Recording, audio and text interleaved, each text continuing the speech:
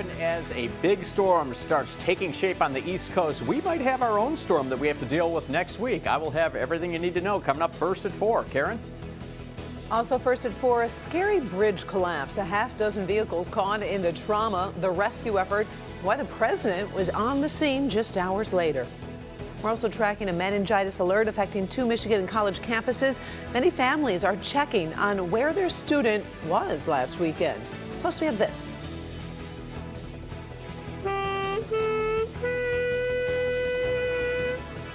How this 12-year-old is trying to bring people together with a saxophone today. He got a special salute. It's all coming up first at 4.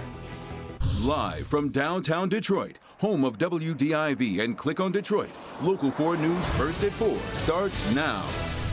Good afternoon. I'm Karen Drew. First at 4, 2 men are hospitalized after a mysterious house fire in Detroit.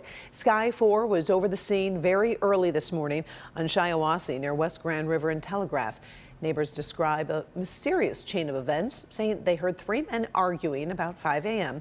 Minutes later, firefighters say the fire started with flames spreading quickly throughout the home. A man in his 70s and a man in his 40s both suffered burns and are in the hospital this afternoon. Meantime, the defenders are learning more about what happened before that fire. Sean Lay digs into that part of the story tonight at 5. We did just receive the newest COVID-19 numbers from the state of Michigan, and we're starting to review exactly what they mean to you.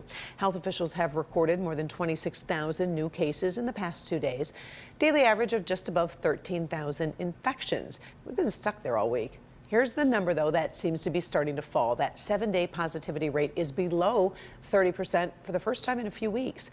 Plus, hospitalizations have decreased over the last week. Sadly, we saw another 173 deaths in the past 2 days. Michigan State and the University of Michigan are dealing with another health situation after a student comes down with bacterial meningitis.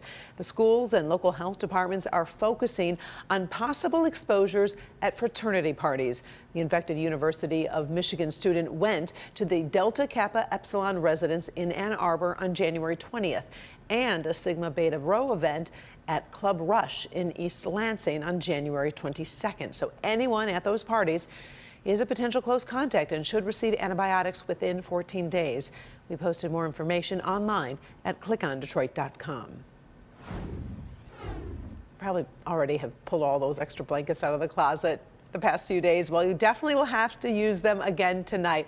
Watch out for more single digits. Let's listen to the frigid first forecast. Paul. Yeah, hey there, Karen. And as we were talking about the last couple of days, I mean, we've had these lake effect snow bands that did develop last night and are still plaguing the Lake Huron shoreline. There have been a few inches of snow here. A few of those flakes have made it down into the east side, but it's really up here where we've been dealing with the accumulation. It has been coming down all day long here, and I think we targeted Port Sanilac Lake yesterday, and you are right in the heart of it today. Right now, we are all in the upper teens to near 20 degrees. Wind chills are in the single digits right now, so the Arctic air just holding on, and we're going to fall quickly through the teens during the evening hours, probably in the single digits by midnight, and we will be well down into the single digits by tomorrow morning. So coming up in just a few minutes, we're going to talk about weekend flakes, warming up, and we need to talk about this storm in the middle of next week. We'll do that in a few, Karen. It's certainly been a surprising confluence of events as President Joe Biden travels to Pennsylvania to talk about infrastructure. He arrives just hours after a serious bridge collapse. Luckily, no one died. The president was able to stop and see the damage for himself just a short time ago. He spoke with first responders and Pittsburgh's mayor. Kimberly Gill joins us with more on the collapse and the president's message to Americans. Hi, Karen. Good afternoon. First, let's talk about the bridge collapse that could have been much, much worse. This 50-year-old bridge collapsed early this morning with a bus and 5 other vehicles on the structure at the time. Rescue workers had to rappel nearly 150 feet and form a human chain to reach people who were inside that bus. Karen, as you mentioned, we haven't heard of any deaths, but a few people have minor injuries. This span is known as the Forbes Avenue Bridge, or the bridge over Frick Park, if you know anything about Pittsburgh. The National Transportation Safety Board has sent a team to determine why and how the bridge collapsed. The president was previously scheduled to visit to talk about his new infrastructure law, which has earmarked about $1.6 billion for bridge maintenance in the state of Pennsylvania. The president says there's no time to waste in that state and across the country. We've got to get it on with it. We got to move. The next time, we don't need headlines saying that someone was killed when the next bridge collapsed. We're also providing billions more for roads and so much more. We saw today when a bridge is in disrepair, it literally can threaten lives.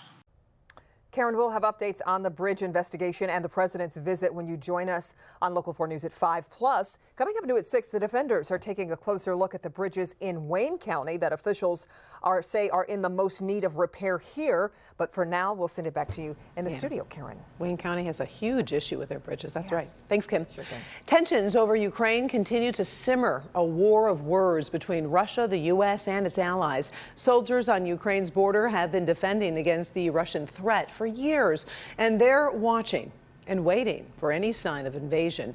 Russia's Vladimir Putin says he won't start a war, but accuses the U.S. and NATO of ignoring his demands and leaving little room for compromise. Russia is looking for promises NATO will not expand into Ukraine, a demand that's been soundly rejected. New talks have been set for 2 weeks. We'll keep you posted. Here at home, it's one of those stories about bringing Americans together. You're about to meet this young man who has been giving a musical gift to the city of Farmington Hills, and he's not done yet. Kim DeGiulio tells us he's making a big promise to his city. Oliver Strickfaden has seen how this pandemic has divided people and kept them apart. So he figured he'd come up with a tradition to help counteract that.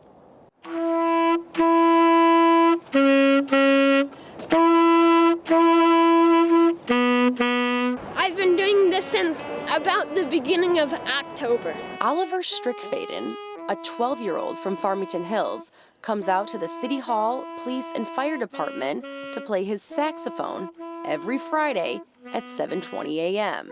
I came out here to honor all the people that help run the city. America the Beautiful,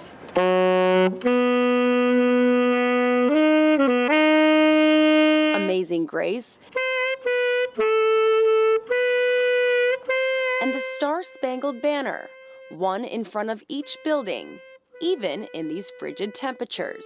I wanted to honor my commitment to the flag and everybody here. His little fingers, they were so cold. Today was really cold. His poor fingers. I don't know how he managed to actually maintain on that saxophone because it's at my fingers. I can't feel mine. So.